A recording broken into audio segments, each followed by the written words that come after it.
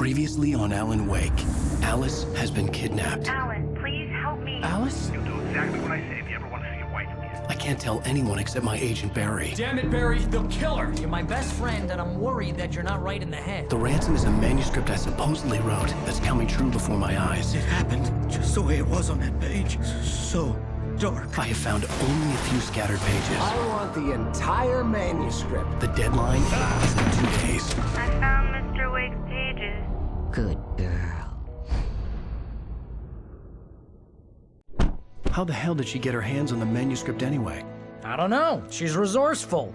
I told you you were too hard on her. Listen, I found out all sorts of interesting stuff while I was digging around. Yeah. Mr. Wake, it's Sheriff Breaker. We have an FBI agent here, Agent Nightingale. FBI? He's anxious to see you. You'd better come to the station. Okay, I'll be right over, Sheriff. Let's make this quick, huh? Help you folks? Name's Randolph. I'm the manager. We're looking for Rose. Works as a waitress down at the diner. Rose, sure. Nice girl. Who wants to know? I'm Alan Wake. The writer, huh? I heard on the radio you were visiting. Well, I'll show you her trailer. That Rose, she's a nice girl. Always pays her rent on time. As I was saying, Al, I found all sorts of weird stuff from the local newspaper's archives. This place is crazy. Disappearances, mysterious deaths, urban legends come true, and get this, most of this stuff takes place around Cauldron Lake. Well, you ain't wrong, mister. The Indians thought the lake was a doorway to the underworld. I'm the God-fearing type myself. I don't hold with that sort of thing. Yeah, okay. Anyway, there was an island there owned by a guy called Thomas Zane. Now, some of the articles I found about him make him out to be a famous writer, but I ran a bunch of searches, couldn't find a single thing he wrote. Zane was heavily into diving, so much so that the place came to be called Diver's Isle. But the volcano under the lake erupted in 1970, and Zane went down with the island.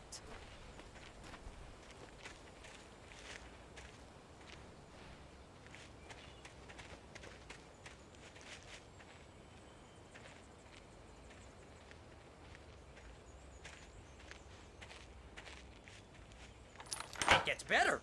A local girl, Barbara Jagger, drowned in Cauldron Lake just a week earlier. They were lovers. Sure, Jagger's a local spook story. The Scratching Hag. Comes for you in the dark. Childish stuff like that. Anyway, Al, I'm just getting to the best part. All of the articles about this stuff were written by Cynthia Weaver. I asked around, and she's that crazy bag lady you met. What, the lamp lady? She can be a little loopy, but she's not homeless or anything. Yeah, anyway, she knew both Jagger and Zane before they both died, and she had some kind of a breakdown.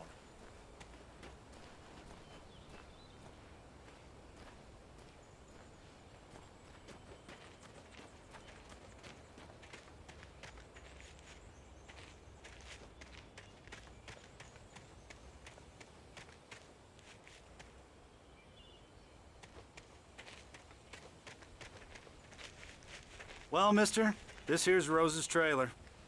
You mind me asking what you want with her? We're just here to talk to her, pal.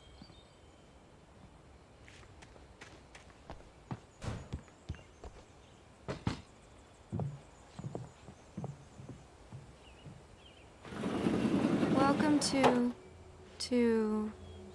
Oh dear, Mr. Wake. I'm so glad you're here. Rose, you have my manuscript? Oh. Oh yes. Yes. Please, come in. Hey, this is really good. Rose, Yes, my manuscript. I really need it. I understand. I know what you need. A muse to inspire you. Oh, for Barry. She doesn't have anything. Yeah, hey, Al. Al, what's... Oh... Barry! What? What?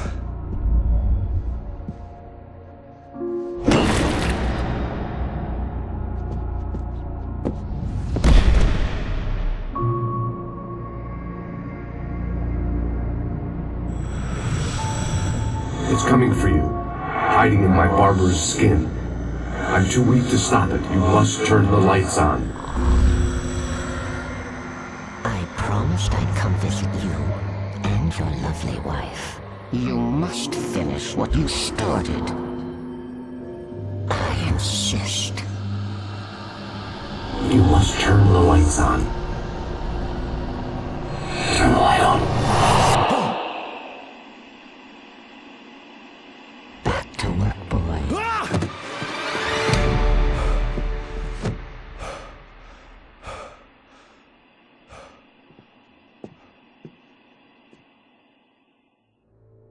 I felt nauseous, hungover. Only anger kept me going. I can't tell reality from dream anymore, but it seems I have an imaginary editor to help me. She's an old woman in a funeral dress. I call her Barbara Jagger. She's very strict. I'm writing faster and faster. My manuscript is being heavily revised. The edits are getting very aggressive, and each day there's less of me and more of her. I hate it, but I know she's right. She promises me I can save Alice this way. She knows more of this than I do. About the complex incantation I'm attempting. About this place. She's worked with another writer under similar circumstances, Thomas Zane. The genre of the story seems to be shifting. It's turning into a horror story. I'm getting close. I can feel it.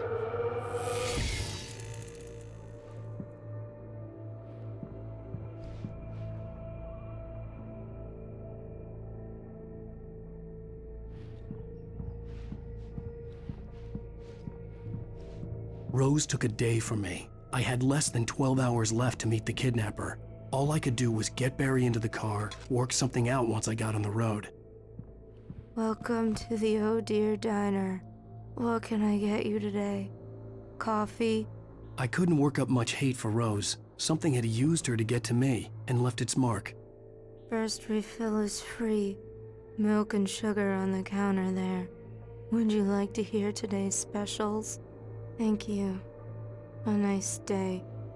Come back soon. Barry was out of it. He was way too heavy to carry. You're right. I deserve more money. I'm so handsome.